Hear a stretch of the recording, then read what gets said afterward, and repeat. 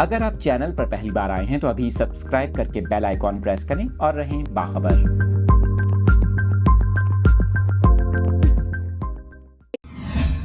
खबर शेयर कर रहे हैं आपके साथ कराची से, जहां के इलेक्ट्रिक ने शहर कायद के लिए ख़तरे की घंटी बजा दी। आपको बताएं, मौसम गर्मा में शहर में बदतरीन लोड शेडिंग का ख़तरा है।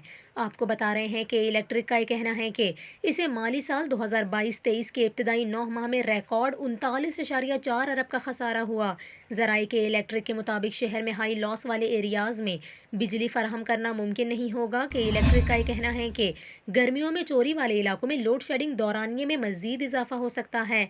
आपको बताएं कि ज़राए का ये कहना है, रवां माह में अप्रैल में बिजली चोरी वाले इलाकों में 8 से 12 घंटे की लोड शेडिंग की जा रही है, जबकि कम चोरी वाले इलाकों में 8 से 10 घंटे की लोड शेडिंग की जा रही है।